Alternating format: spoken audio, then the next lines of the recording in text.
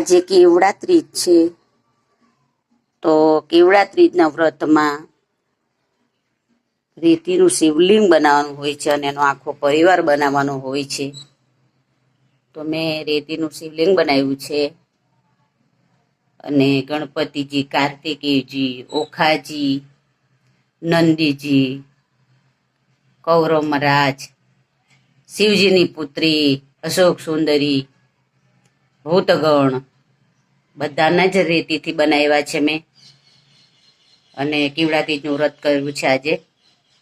એને કેવડો ચડાવ્યો છે, અપરાજિતા, સમીપત્ર, બેલપત્ર, ધંતુરો, આંકડો અને બીજા બધાએ ભાંગ ચડાવ્યો છે. મેં ભાંગ ચડાવ્યો છે, ભાંગના પાન ચડાવ્યા છે અને કેવડાનું ફૂલ ચડાવ્યું છે.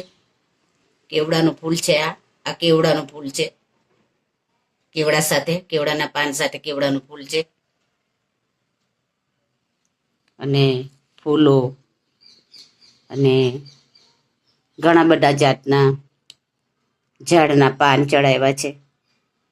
એમાં ખાસ કેવડો હોય છે ચડાવવાનો, મેઇન કેવડો હોય છે. પછી બીજું બધું આપણે જે ચડાવીએ આજે ચાલી જાય છે. કેવડાનું મહત્વ ઘણું છે એટલે મેં કેવડો ચડાવ્યો છે. તો હું કથા વાંચું છું, તમારે સાંભળવી હોય તો ધ્યાનથી સાંભળજો, શાંતિથી સાંભળજો. બહુ સારું લાગશે, બહુ સારું લાગશે. કેવડા ત્રીજ એટલે ભાદરવા સુદ ત્રીજ. એ દિવસે સવારે વહેલા ઉઠી નાહી ધોઈને મહાદેવના મંદિરે જવું, ક્યાં તો ઘરમાં કરી શકાય છે. મેં તો ઘરમાં જ કરું છું. ભાવ ભક્તિપૂર્વક પૂજન કરીને સવારે બીલીપત્રો, પુષ્પોને કેવડો ચડાવવા, શંકર પાર્વતીની વાર્તા સાંભળવી, આખો દિવસ નકોરડો ઉપાસ કરો અને કેવડો સૂંઘીને દિવસ પસાર કરવો. શંકર અને પાર્વતી કૈલાસ પર્વત ઉપર બેઠા છે. બેઠા બેઠા ગમ્મતની વાતો કરે છે.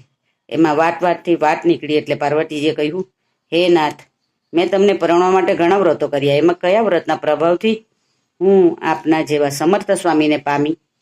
એ વાત કૃપા કરીને મને કહો. આ વાત સાંભળીને શંકર ભગવાન પહેલા તો હસ્યા અને પછી હસતા હસતા એમણે કહ્યું, હે દેવી, નાના હતા ત્યારે તમે તમારા પિતાજી હિમાલય અને માતાજી મેનાની ના હોવા છતાં મને પરણવાની હઠ લઈને બેઠા હતા. મને પરણવા માટે તમે ઘણું કઠોર તપ કર્યું. ઘણા વર્ષો સુધી તમે અન્નજળનો ત્યાગ કર્યો.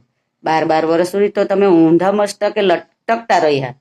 મુસળધાર વરસાદમાં તમે ઊંઘાડા આકાશ નીચે ઘણો વખત રહ્યા.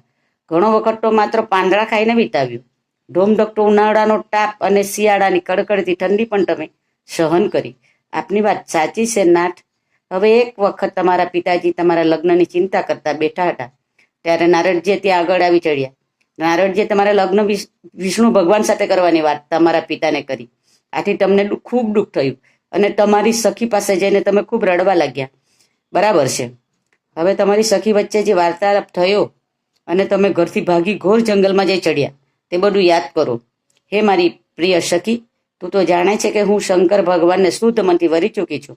મારા મા બાપને આ માટે મેં ખૂબ ખૂબ સમજાય પણ ખરા, છતાં પણ તેઓ માનતા નથી અને મારા લગ્ન વિષ્ણુ ભગવાન સાથે કરવાનું કહે છે. જો આમ થાય તો મારે મારા દેહનો ત્યાગ કરવો જ પડે. બહેન, એવું તો આપણાથી થતું હશે? તો પછી મારે શું કરવું? ચાલ આપણે અહીંથી છાનામાના નાસી જઈએ. હા ચાલો. અને આ પ્રમાણે યોજના ઘડીને બંને સખીઓ ઘેરેથી ચાલી નીકળી. ચાલતા ચાલતા બંને જંગલમાં આવી ચડ્યા. આ જંગલમાં ક્યાંક ક્યાંક મીઠા પાણીના ઝરણા પણ આવતા હતા અને ફળના ઝાડ પણ આવતા હતા. એટલે તમે જ્યાં ભૂખ લાગે ત્યાં ફળ ખાતા અને જ્યાં તરસ લાગે ત્યાં પાણી પીતા. ચાલતા ચાલતા રસ્તામાં એક ગુફા આવી. આ ગુફામાં જઈને તમે રેતીનું શિવલિંગ બનાવ્યું. શંકર ભગવાનની તમે પૂજા કરી. જાત જાતના જંગલી ફૂલો, બીલીપત્રોને કેવડો શંકર ભગવાનને ચડાવ્યા. એ દિવસે ભાદરવા સુદ ત્રીજ હતી. હસ્ત નક્ષત્ર હતું. પાર્વતીના આ વ્રતથી શંકર ભગવાન પ્રસન્ન થયા અને વરદાન માંગવા માટે કહ્યું. એટલે પાર્વતી બોલ્યા, હે દેવના દેવ મહાદેવ, જો તમે ખરેખર મારી પર પ્રસન્ન થયા હો તો તમે મારા પતિ થાવ. તથાસ્તુ. શંકર ભગવાન બોલ્યા, તમારી માંગણી હું સ્વીકારું છું. અને શંકર ભગવાને પાર્વતીજી સાથે લગ્ન કર્યા. બીજે દિવસે ત્યાં આવેલા ઝરણામાં બંને સખીઓએ સ્નાન કર્યું અને પછી પારણા કર્યા. થાક અને આખી રાતના જાગરણને કારણે બંને સખીઓને ખૂબ ઊંઘ આવતી હતી.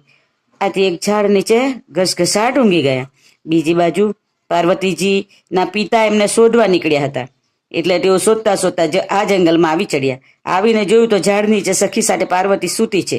આથી તેમને જોઈને તેઓ રાજી રાજી થઈ ગયા. પિતાજીએ ધીમે રહીને તેમને જગાડ્યા અને ખૂબ વહાલપૂર્વક તેમને પૂછવા માંડ્યું, અરે બેટી, આવા ભયંકર જંગલમાં તમારે બંને જણાએ શા માટે આવવું પડ્યું? ઘેર તમારા બંનેની માતાઓ કેટલો વિલાપ કરે છે. પાર્વતી કહે, પિતાજી, આ ગુફાની અંદર ગઈકાલે શંકર ભગવાનની સાથે મારા લગ્ન થઈ ચૂક્યા છે.